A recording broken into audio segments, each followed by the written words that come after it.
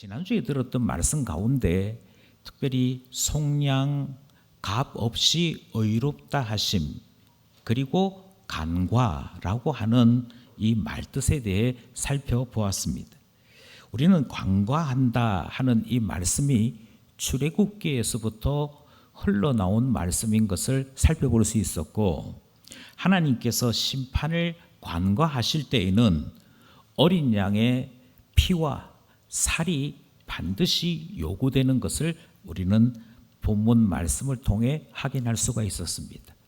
그러므로 어린 양의 피와 살이 있었기에 우리는 죄에 대해 주님께로부터 간과하는, 주님이 나를 넘어가시는 은혜를 누릴 수 있게 된 것이고, 지난주에는 성찬을 통해 그것을 눈으로 보는 은혜까지 함께 나눌 수 있었던 것입니다. 따라서 우리는 복음의 말씀을 듣게 된 것이지요. 복음이 무엇인지를 본문이 말씀하고 있는 세 개의 단어를 통해 다시 확인하고 다시 확인했습니다. 무엇이 복음이었습니까? 우리가 죄가 있으므로 하나님 앞에 우리 자신을 내어놓지 않으므로 주님께로부터 진노받아 마땅한 존재였습니다. 그런데 그때 그 광야에 있었던 이스라엘 사람들은 어린 양의 살과 피로 하나님께서 심판을 넘겨주시는 은혜 입을 수 있었습니다. 그리고 이제 우리는 어린 양의 실체이신 예수 그리스도를 통하여 그가 십자가에서 자기 자신을 내어주시고 예수의 살과 피로 대속을 행하셨으므로 하나님의 진노를 넘어설 수 있게 되는 것, 주께서 우리를 넘어가시는 일이 일어나게 되는 것을 체험하게 되는데요, 우리는 이것을 가리켜 복음이라, 그리고 주님께서 우리에게 주신 은혜라 그렇게 말씀을 들은 것입니다. 결국 우리가 한 일이 무엇인고 하니 복음을 발견한 것입니다. 그런데 문제가 있습니다. 분명히 복음을 들었거든요. 그런데 복음을 들었으면 그 복음이 우리 안에서 역사를 일으켜야 합니다. 특별히 이 본문에서 말씀드리고자 하는 것은 예수 그리스도께서 십자가 지신 일이 분명하고, 그 십자가 진 예수 그리스도의 은혜 안에 내가 속해 있다면 반드시 하나님으로 말미암아 일어나는 놀라운 기적이 있어야 한다는 것입니다.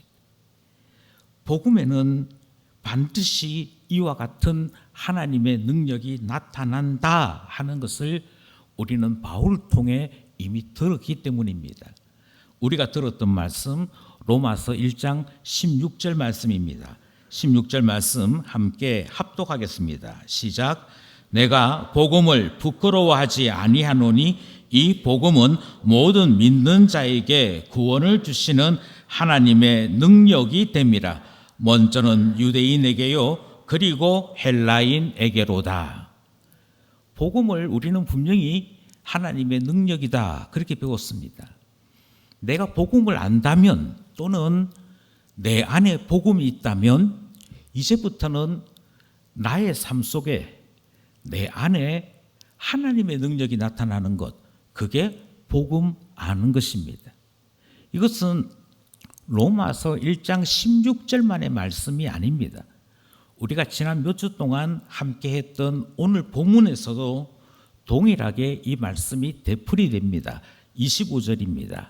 25절 말씀 합독하시다. 시작.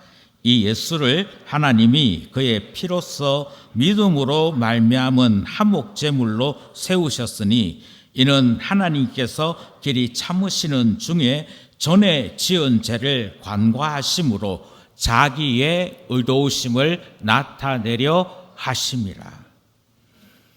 뭐라고 말씀하시냐면 예수 그리스도께서 피로써 주님 앞에 나아갔습니다.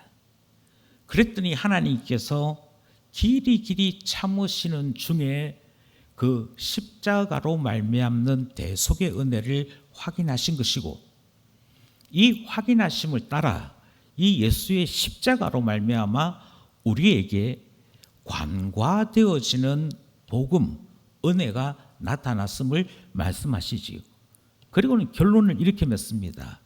그렇게 하심으로 하나님이 의로우신 분이라는 것을 나타내셨다. 그렇게 말씀하지 않습니까?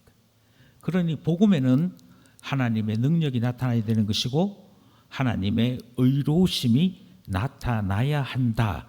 이것이 원칙입니다. 우리가 주목하는 것은 바로 여기에 있습니다. 분명히 복음을 안다는데, 분명히 복음을 들었다는데 왜 그리스도인들에게 하나님의 능력이 나타나지 않느냐 하는 것입니다. 왜 복음을 들었다는데 왜 하나님께서 드러내시는 의가 우리에게 나타나지 않느냐 하는 것이지요. 우리는 이 문제를 곰곰이 생각해야 합니다. 왜냐하면 어쩌면 대부분의 그리스도인들이 예수님을 믿습니다. 그렇게 말하면서 복음을 오해하고 있을 수 있기 때문입니다. 복음을 잘못 알고 있을 수 있기 때문인 것이지요. 저는 많은 이들이 복음을 이해하는 데에서 10가지를 알아야 한다면 그 중에 9가지는 알고 한 가지를 딱 놓치는 것이 있다고 생각합니다. 그리고 이 한 가지를 놓침으로 말미암아 대단히 안타깝게도 복음을 모르는 희한한 결과가 생기고 마는 것이지요. 무엇을 몰랐느냐? 우리는 속량, 속전, 값없이 의롭게 되는 것, 우리를 관과하여 주심 예수 그리스도의 피의 제사, 이런 이야기를 다 알고 있습니다. 다 알고 있는데 무엇 하나를 자꾸 놓치느냐 하면 22절 말씀을 놓치는 것입니다. 22절 말씀을 다시 함께 합독하겠습니다. 시작. 곧 예수 그리스도를 믿음으로 말미암아 모든 믿는 자에게 미치는 하나님의 의인이 차별이 없느니라. 여러분은 이 22절을 어떻게 이해하십니까? 많은 사람들은 22절을 이렇게 이해합니다. 곧 내가 예수 그리스도를 믿을 때, 내가 예수 그리스도를 믿었기 때문에 하나님께서 하나님의 의를 나에게 주시게 되었다. 하나님의 의를 누리는 이 일에 차별은 없다. 이렇게 이해하는 것이지. 이 본문을 그대로 문자적으로 이해한 것입니다. 아니, 조금 더 정확하게 말씀드리면 우리 한글 개역 성경을 그대로 이해한 것입니다. 그런데 바로 여기서부터 심각한 문제가 발생을 하는 것이지요. 여기가 왜 그렇게 심각한 문제가 발생한다라고 말씀드리느냐 하면 첫 번째로 이렇게 본문을 이해하면 하나님의 의는 드러나지 않습니다. 복음은 하나님의 능력이요 하나님의 의가 드러나는 것이다. 그렇게 지금까지 계속 들었는데 그만 맨 마지막에 이제 내가 어떻게 구원을 얻느냐 하는 이 이야기를 하면서 주님께서 십자가 대속을 하셨는데 그 십자가 대속을 하신 그것을 내가 믿음으로 하나님께서 내게 의를 주셨다. 이렇게 이해한다 하는 것입니다. 그런데 문제가 뭐냐면 이렇게 하면 지금까지 계속해서 하나님 이야기하고 예수님 이야기했었는데 그만 맨 마지막에 내가 믿었기에 구원 얻었다 하는 이 말을 행함으로 끝에 가서 나의 의가 드러나고 마는 것입니다. 셰익스피어의 소설 가운데 끝이 좋으면 다 좋다는 말이 있습니다. 지금까지 잘 이해했습니다. 잘 이해하다가 맨 마지막에 잘못 이해하는 이 하나 때문에 지금까지 하나님이 영광을 받으시고 예수 그리스도가 영광을 받으시는 이야기를 쭉 해왔건만 맨 마지막에 내가 그걸 알아봤잖아. 내가 얼마나 영적으로 탁월한지, 내가 구원받는 길이 우리 주 예수 그리스도의 십자가에 있음을 내가 알아차리고 내가 그 예수 그리스도를 선택했잖아. 그래서 내가 가장 멋진 선택, 가장 놀라운 선택을 하니 하나님께서 나에게 구원 주신 것이지 라는 식의 이해를 하게 된다는 것입니다. 맨 마지막에 웃는 자가 승리자라는 말이 있지요. 결국 누구에게 영광이 돌아가고 있는 것입니까? 하나님에게입니까? 나에게입니까? 예, 대단히 죄송스럽지만 우리는 자꾸 복음을 이해하면서 하나님이 이런 일을 하셨고 예수님께서 이런 일을 하셨다라고 쭉 이해하다가 맨 마지막에 그런데 그것을 최종적으로 구원이 되게끔 만든 것은 나의 선택이야. 내가 믿었기 때문이야. 내가 그것도 잘 믿었기 때문이야. 라고 이해하는 희한한 이해를 하더라는 것입니다. 이것은 우리가 지금까지 들어왔던 복음에 정반대되는 이야기입니다. 바울은 우리 자신에 대해서 그 어떤 순간에도 조금의 공로가 있다든지 하나님 앞에 자랑할 만한 끈덕지가 있다는 말에 동의한 적이 없습니다. 아니, 오히려 사도 바울은 유대인이나 로마인이나 다 죄인이다 그렇게 선언하고 난 다음에 그러면 우리 다르게 말씀드리면 복음 전하는 자들은 그 사람들보다 좀 나으냐? 그것에 대해 아니라고 분명하게 선언합니다. 그것이 우리가 읽었던 로마서 3장 9절에 나오는 말씀이지요. 예, 함께 합독하겠습니다. 시작. 그러면 어떠하냐? 우리는 나으냐? 결코 아니라 유대인이나 헬라인이나 다 죄 아래 있다고 우리가 이미 선언하였느니라. 그러니까 사람에 대해서는 단 한 명도 그 누구도 예외 없이 죄인이라고 하는 이 사실을 잊지 않습니다. 그 누구도 구원의 공로가 있거나 그것에 대해 영향을 미칠 수 있는 사람 아무도 없다라고 바울은 누차 강조했던 것이지. 그리고 결론은 이렇습니다.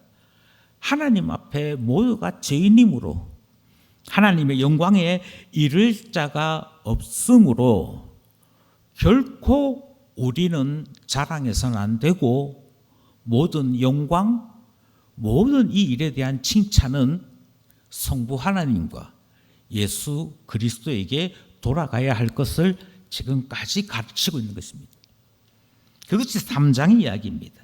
그리고는 복음에 대한 소개를 21절로부터 본격적으로 했는데요. 율법 외에 하나님께서 다른 한 의를 보이셨다 이렇게 이야기하므로 복음이 무엇인지를 설명하는 본문이 시작되었던 것입니다. 그런데 여기에 계속해서 하나님 이야기, 예수님 이야기 등장했지 사람 이야기 등장한 적이 없습니다. 사람이 주어로 무엇을 해야 한다라고 말씀한 내용이 전혀 없습니다. 전혀 없다가 맨 마지막에 와서는 갑자기 우리가 이 본문을 어떻게 해석하는 거 아니? 내가 믿음으로 하나님이 나를 의롭다라고 하셨다. 이렇게 이해한다는 것이지. 그렇게 되면 하나님의 의는 사라집니다.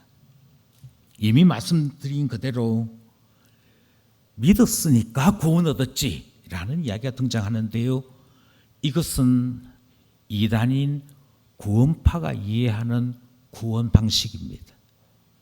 그래서 내가 언제 믿었는지 나는 날짜를 알고 있고 내가 언제 믿을 때 그때 어떤 일이 있었는지를 기억함으로 영적으로 태어난 생일 그것이 이때 있다라고 이야기하면서 내가 하나님 자녀로 태어난 영적 생일은 언제인데 그때 내가 어느 집회에 참석해서 누구의 설교를 들을 때 깨닫게 되었고 눈물 흘리게 되었고 통에 자복하게 되었고 그때 이후로 나는 하나님의 자녀 곧 의인 되었다 하는 식의 이해를 하는 것, 그것이 곧 이 본문을 하나님의 의는 지우고 나의 의, 나의 자랑으로 만드는 잘못이 되더라 하는 것입니다. 두 번째로, 우리가 만약 복음을 이렇게 이해하게 되면 문맥의 흐름에 맞지 않는 전혀 희한한 번역을 우리가 서로 취하게 되는 것이지요. 이미 말씀드린 대로 오늘 본문은 하나님과 예수님만이 주어로 등장합니다. 주어는 하나님과 예수님입니다. 그런데 갑자기 사람을 주어로 취하는 희한한 번역이 나타난 것이지요. 왜 그렇습니까? 그것은 인간이 타락한 본성 때문입니다. 하나님이 이런 분입니다. 예수님이 이런 분입니다. 그 이야기를 설교 시간 내내 했다고 하십시다. 그러면 당장 등장하는 질문이 이런 질문이 등장해요. 목사님, 오늘 예수님에 대해 잘 들었습니다. 오늘 하나님에 대해 잘 들었습니다. 하나님이 놀라운 일 하셨더군요. 예수님이 놀라운 일 하셨더군요. 그런데 질문이 하나 있습니다. 뭡니까? 이렇게 물으면 그럼 나는 뭐 해야 됩니까? 나는 무엇을 해야 신자로 살아갈 수 있습니까? 이 질문을 하는 경우들이 생기는 것이지요. 이걸 조금 고상한 표현들을 하자면 오늘 본문을 통해 성경이 무엇을 말씀하시는지 관찰했습니다. 성경이 우리에게 전해주는 메시지도 이해했습니다. 그런데 적용하려고 보니까요, 뭘 적용해야 될는지를 모르겠습니다 하는 일이 생기는 것이죠. 구원은 우리 하나님을 아는 일이라고 성경이 말합니다. 구원은 우리 하나님이 보내신 예수 그리스도를 아는 일이라고 소개하고 있습니다. 무엇을 하는 일이 구원이 아니고 우리에게 구원을 주시는 하나님을 아는 일 자체가 예배고, 아는 일 자체가 하나님 앞에 신앙생활하는 것입니다. 그런데 하나님에 대한 이야기를 하면 나와 상관없다고 생각합니다. 아니, 구체적으로 성경 하루에 몇 장 읽으라고 하시든지, 기도를 하루에 몇 분 하라고 하시든지, 누구누구는 잘못했고 누구누구는 잘했다라고 심판과 기준을 말씀해 주시면 우리가 오늘 말씀을 통해 이렇게 살아야겠구나 하고 알 수 있을 텐데, 왜 목사님은 하나님 이야기하고 예수님 이야기만 실컷 하고 거기서 멈춥니까? 이런 질문을 하게 되더라는 것입니다. 끊임없이 우리는 자꾸만 우리를 이야기하고 싶어 합니다.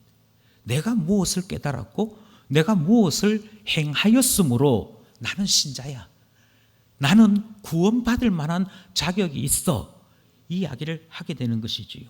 그러나 다시 말씀드립니다. 이것은 타락한 인간의 본성입니다. 타락한 우리는 자꾸만 내 이야기하고 싶어 합니다.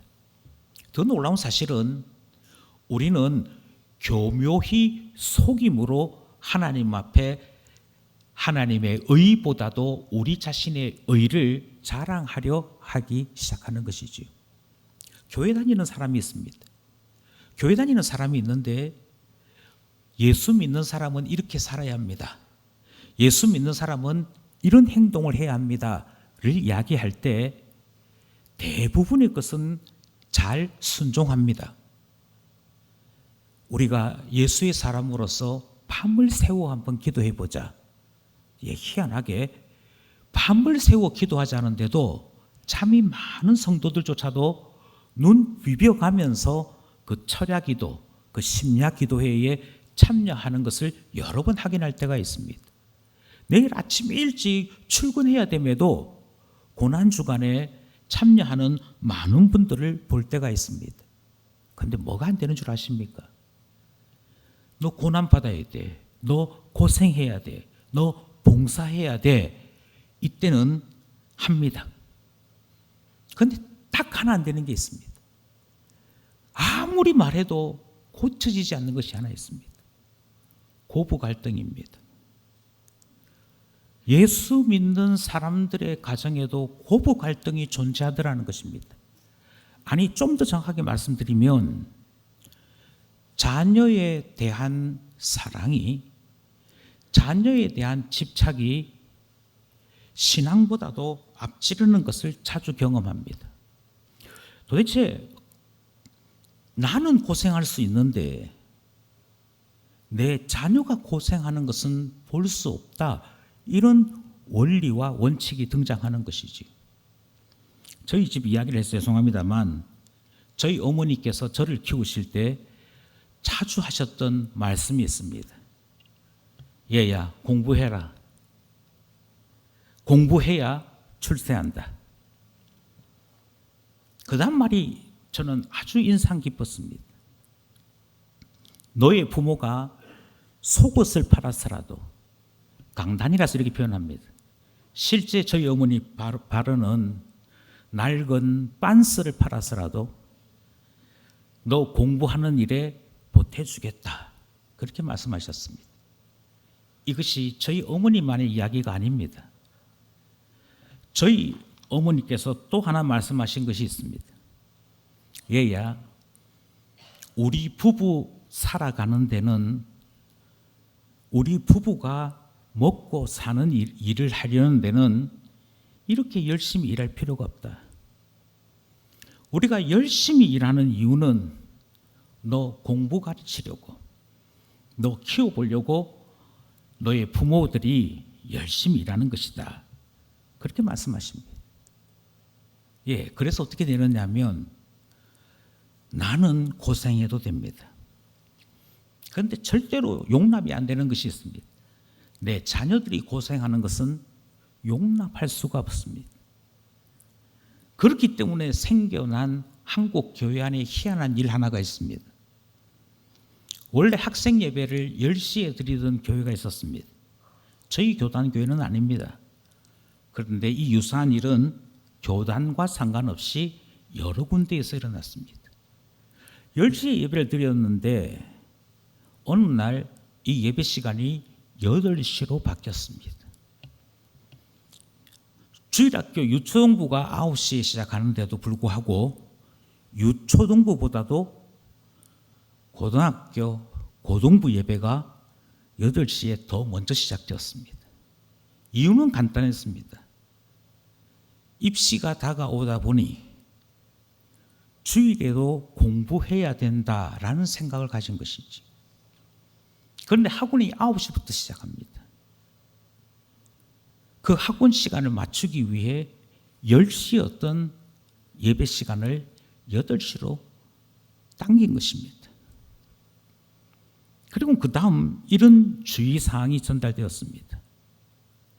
목사님, 우리 아이들이 예배 빨리 드리고 학원 차를 타고 학원 가야 하니 적어도 9시에는 마쳐야 합니다.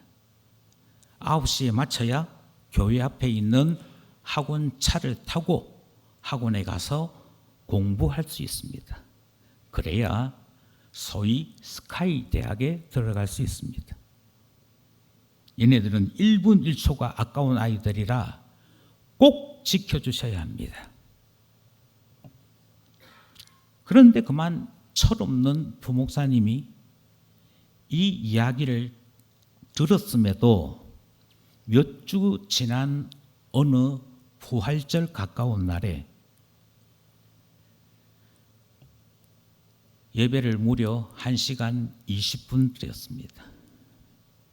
아이들이 예배를 마치고 9시 20분에 교회당 앞 큰 버스 정류소 앞에 나와 보니 학원차는 이미 다른 곳으로 다 떠났고 아이들은 그때부터 버스를 타고 급히 학원으로 가야 했습니다.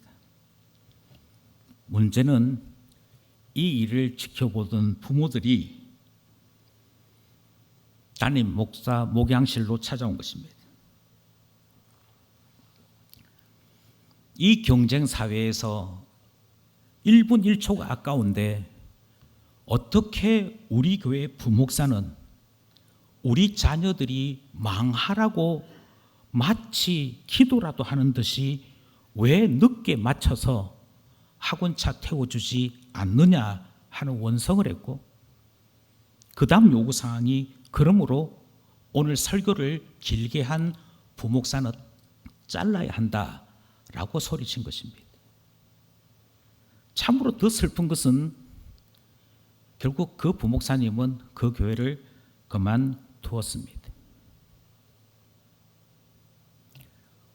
어른 예배에 20분 더 설교해도 괜찮습니다.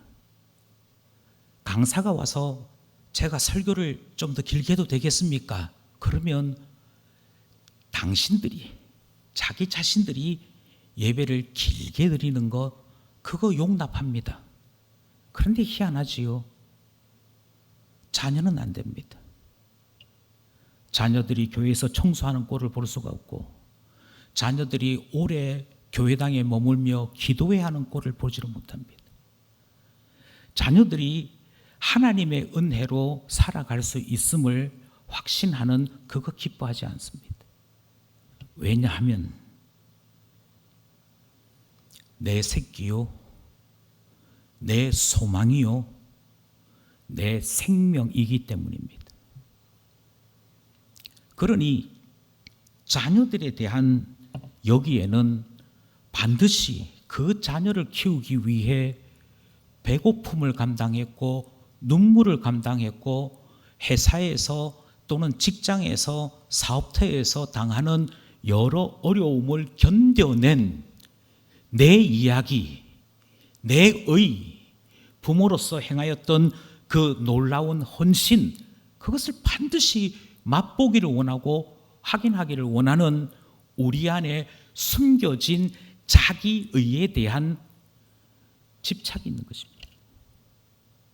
그래서 교회들마다 자녀와 관련된 문제는 자꾸 소문을 만듭니다. 자녀와 관련된 문제는 자꾸 말을 만듭니다. 왜 그럴까요?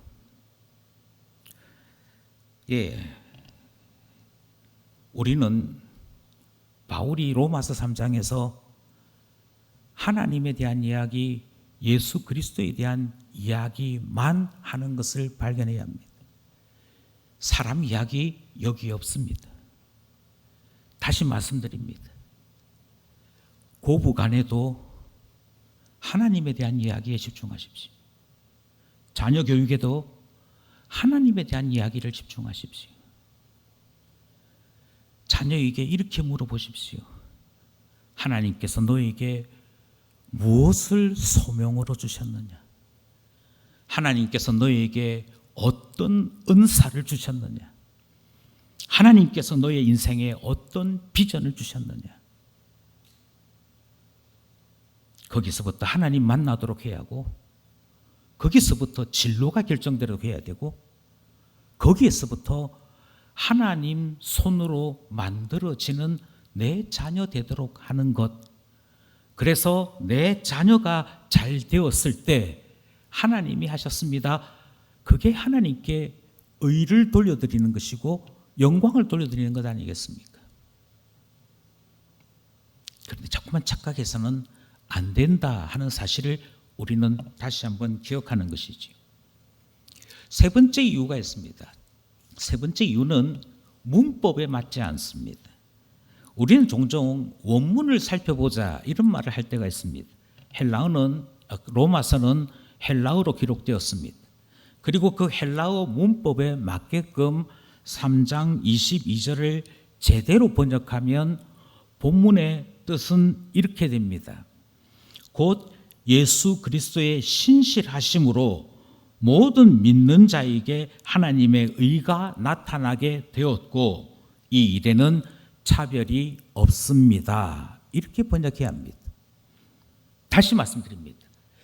예수 그리스도의 신실함으로 이렇게 번역해야 문법에 맞다니까요. 저는 단지 두 개만을 고쳤을 뿐입니다. 우리의 번역, 성경 번역에는 그리스도를 믿음으로 라고 되어 있는 것을 그리스도의 신실함으로 라고 바꾼 것이지요. 문법적으로 주격 목적어에 해당되는 것을 주격 소유격으로 바꾸어 번역한 것입니다. 그리고 이미 말씀드린 대로 헬라어를 조금만 아신다면 원문은 그렇게 번역해야 옳습니다. 문제는 이렇게 번역하는 이 일을 다른 사람들이 자꾸 믿음이라는 단어로 바꿔버리는 데 문제가 있는 것이지. 본문이 의미하는 바는 한 가지입니다. 우리가 끼어들 틈이 없다. 구원에 우리가 나설 이유가 없다. 구원은 처음부터 끝까지 예수 그리스도가 신실하심으로 일어난 일이다. 이렇게 가르치는 말씀 듣게 되는 것입니다. 저는 다시금 말씀드립니다. 예수 그리스도의 신실하심이 복음입니다. 내가 믿었다가 복음이 아니고요. 예수 그리스도가 신실하심이 복음입니다. 우리는 의인이 아닙니다. 우리는 하나님의 영광에 이를 사람이 아무도 없습니다.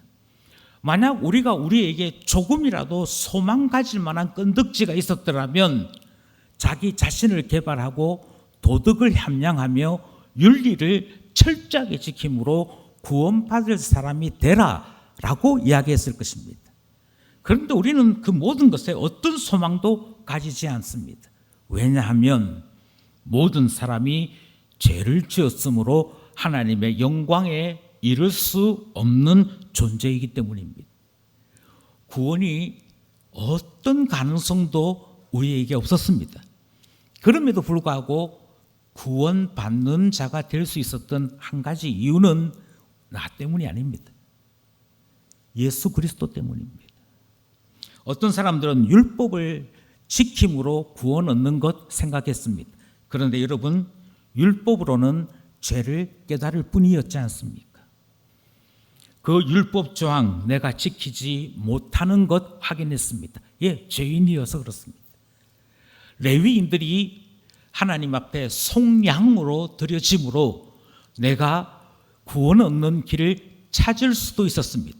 그런데 그 레위인들마다 신실하지 못했습니다. 자기 자신을 하나님 앞에 온전히 드리지 못했습니다. 그들의 불성실과 그들의 불신앙으로 말미암아 누구도 구원을 입는 일이 생겨나지 않았던 것입니다.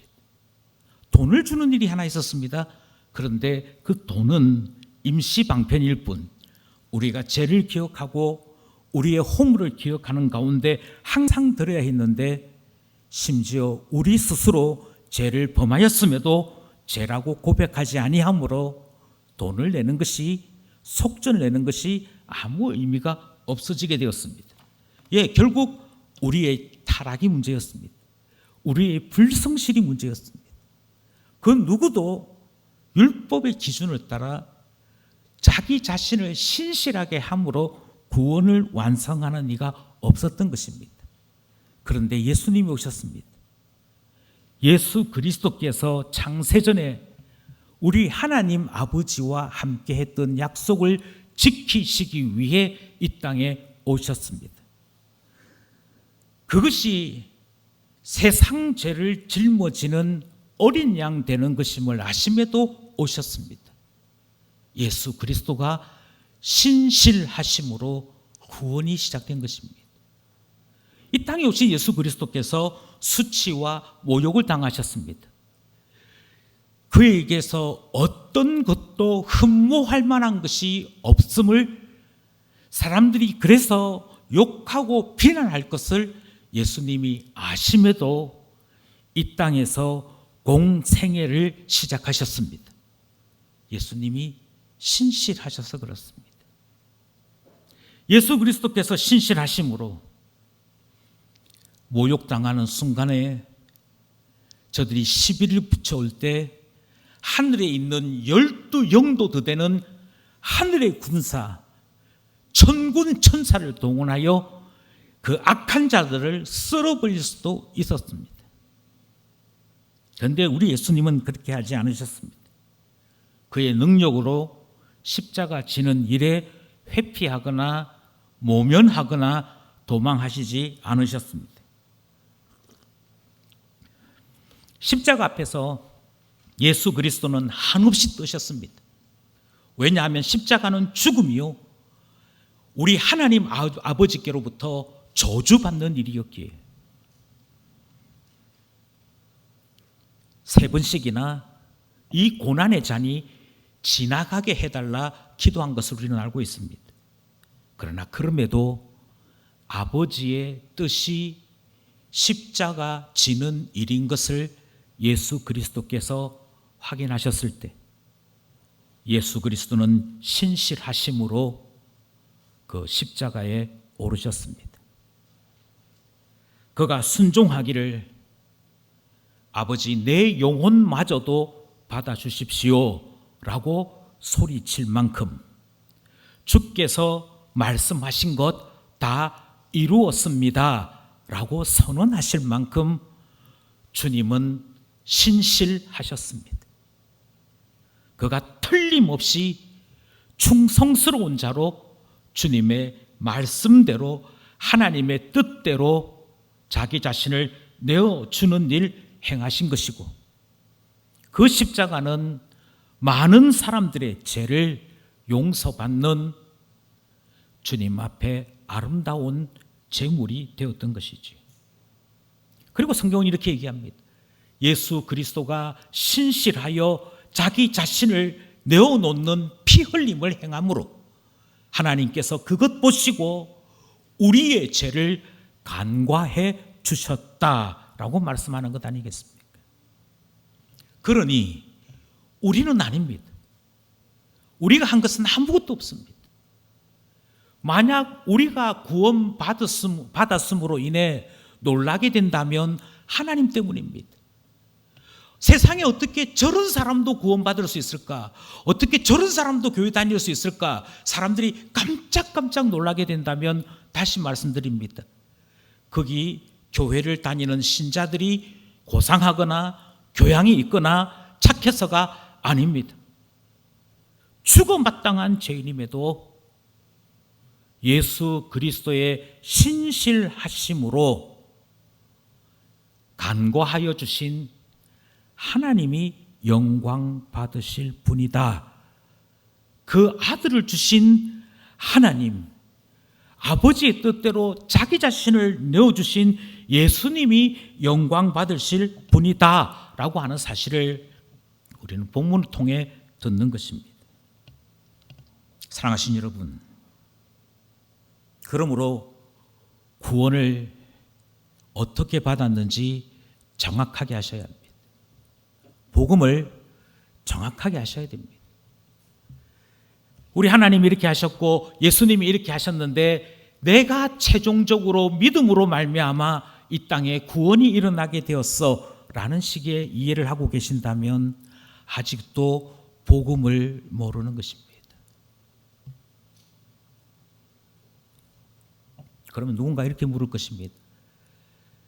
정말 우리는 할 일이 없습니까? 목사님, 복음을 아는 사람과 복음을 모르는 사람 사이에 정말 똑같습니까? 차이가 없습니까? 예, 딱 하나의 차이가 존재합니다. 그것은 복음을 정말 아는 사람들은 입을 다문다는 사실입니다. 내게 한 게 아무것도 없기 때문입니다. 내가 한 것이 아무것도 없기에 오직 찬송과 영광을 받으실 분은 우리를 구원하시기 위해 이 땅에 오신 주 예수 그리스도와 그 아들 되신 예수 그리스도를 이 땅에 보내어 주신 하나님만이 영광 받으실 분이요 우리 하나님만이 그 행하신 일을 나타내실 뿐이지 우리 이야기는 여기에 한 줄도 들어갈 수 없기에 우리에 대해서는 입을 다물 뿐인 것입니다. 그저 죄인입니다. 주님께로부터 생명의 은혜를 누릴 뿐입니다. 예수 그리스도께서 신실하심으로 저를 대속하시고자 십자가에 오르셨는데 그저 감사할 뿐입니다. 그것이 신자된 우리가 하나님만이 영광 받으실 분임을 드러내는 삶의 고백되는 것 아니겠습니까? 그러므로 여러분, 하나님만 이야기하십시다. 예수님만 이야기하십시다. 주일인 오늘은 바로 우리에게 구원을 베푸실 그 베푸신 하나님에게 영광 돌리는 날입니다. 이 날은 온전히 하나님이 죄인인 나에게 성령을 보내셔서 죄인임을 알게 해주셨습니다. 예수 그리스도가 나를 사랑하시는 것 알게 해주셨습니다. 그 은혜로 살아갑니다. 그 사랑으로 세상 가운데 견디며 살아갑니다. 하나님이 나를 나 되게 하셨으므로 온 힘 다해 온 마음 다해 주님 사랑하기 원합니다. 그것만 이야기하는, 그것만을 고백하는 우리 되기를 간절히 소원합니다. 그리할 때 하나님께서 영광 받으시고 우리에게 온전한 복음이 나타날 줄 믿습니다. 기도드리겠습니다.